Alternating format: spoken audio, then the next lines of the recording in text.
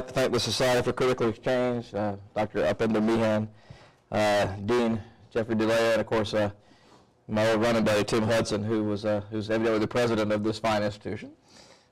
He's gone on to great things since he used to thrash me at golf regularly. I'm going to try to keep this as short as possible too. It's really hard to talk about something that you've dedicated a decade to and kind of keep it to 30 minutes and then get on to some other things too. So I'll try not to run on too long. And I'd like to thank you all for being here today and wasting your lunch hour with me. So eat it if you have it, and sleep if you have already eaten it, and we'll see if we can get somewhere. I'm a child of the baby boom, not quite old enough to have served in Vietnam. I was 15 when Saigon fell in 1975. Though it was not my war, it was my generation's war. I certainly saw it on television. It was front and center. I was living in Chicago in those years, so the Democratic National Convention of '68. I mean, all these things. Vietnam was just in our face all the time. And it was about the only thing in the world that my grandfather couldn't explain. He could explain anything. Anything I asked Grandpa about, from bugs to the critters in that creek or whatever, Grandpa knew it, but Grandpa couldn't explain Vietnam. Like a lot of people, military history attracted me. I got into military history the same way a lot of folks do, by playing with G.I. Joes and reading various books about America in World War II. But what I always wanted to study, what I always wanted to know more about, was Vietnam, but nobody ever taught it. History back then, and I fear too many history classes today, kind of end in 1945. The world comes to an end in 1945. Nothing happened since. So when I went off to college to study military history and really wanted to learn about Vietnam, nobody taught it. Nobody taught Vietnam. It was, I like to put it as the intellectual version of that creek that my mama told me not to go play in. Well, as soon as she told me I wasn't supposed to go play in that creek, I had to go play in it. And as soon as people told me Vietnam was unavailable for study, I had to go study it. I had to do it on my own because nobody else was teaching it. I chose World War I as a field for intellectual pursuit because that was another war that most Americans didn't know about or care about very much. And there's oddly a lot of connections to Vietnam if you look deep enough for them.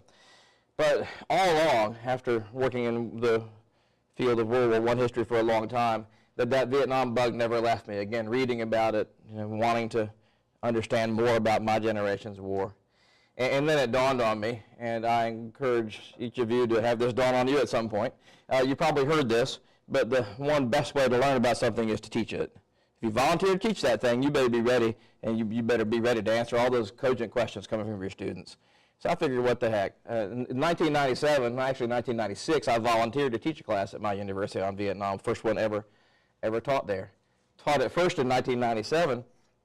And again, as Upender mentioned, I go to Europe. I take my World War II classes to Europe. I'm always looking for different ways to learn about war instead of just hearing about it in this kind of setting. It dawned on me that, okay, I'm not teaching World War I, I'm teaching Vietnam. And one thing that Vietnam offers that World War I doesn't is veterans to come speak to my class. So, wow, there's people that did it as opposed to people that have written about it. How about getting them to come speak to my class? And I did. Vietnam veterans really loved the opportunity to speak to a group of students. You've got to remember, for many Vietnam veterans, college students are just those pointy-headed kids from 1968 that were carrying signs and calling them baby killers. So it was kind of an interesting mix to get them into a class, a university class, something that had been, in many cases, foreign to them when they returned from Vietnam. I went one step further, and I'll spend a little bit more time on this than I'd planned because I want to show a film on it at the end. Read a book by Ron Kovich called Born on the 4th of July, also a pretty good movie, a real touching book. And what that reminded me was that wars don't end when the peace treaty is signed.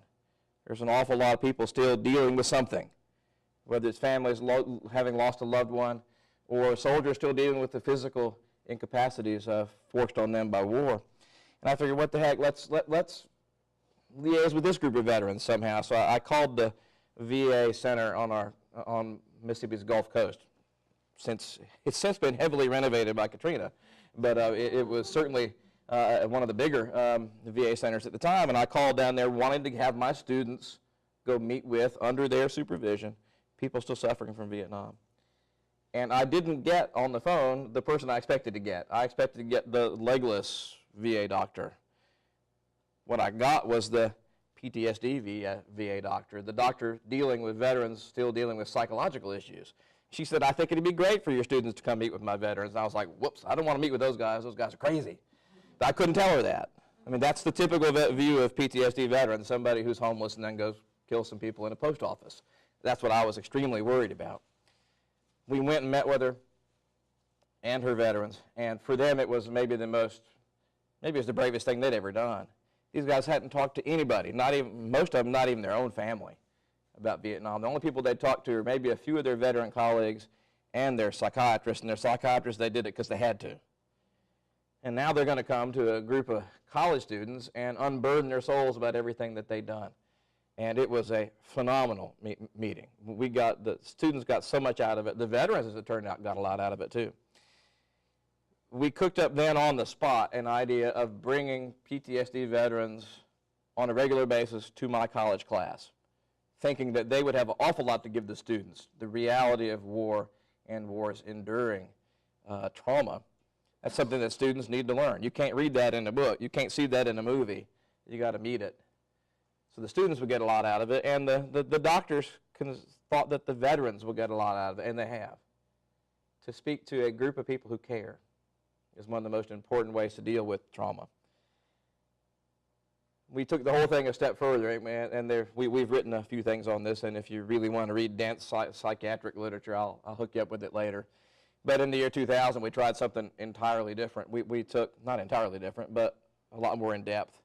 We took these veterans who had already been working with my class, put them through a lot more work, and then we took them and the class to Vietnam where the trauma happened. We took them back to their battlefields.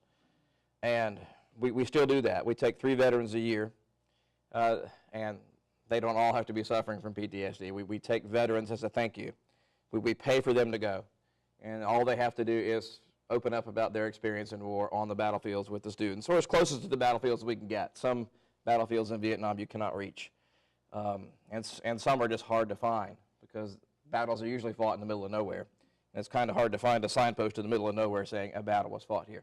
But we try to get as close as we can, and every year since then, we've skipped 2 years, but every year since then we've brought veterans back with us in a curative kind of way. Curative is actually the wrong word to use with PTSD. It helps them deal with it. The way the psychiatrists like to put it is that these veterans will always remember Vietnam. They'll always remember horror, trauma, death, maiming. But now, after having been back with their group of caring students, they'll have another set of memories about Vietnam, a happy place where the people like them and there's not always screaming and hollering. It's a different layer of memories. And it's a phenomenal program. And I'm going to cut the academic part about this book a little short to kind of show you. We brought a film crew with us that first year. And I'm going to show you one guy going back to his battlefield and what it meant to him and what it meant to the students to be with him. But you can see why I went to Vietnam. I went to Vietnam to find knowledge about a war that I was wanting to find knowledge about. I wanted to deepen my understanding about the great mystery of my generation. I was really surprised to find out that I bumped into something totally different.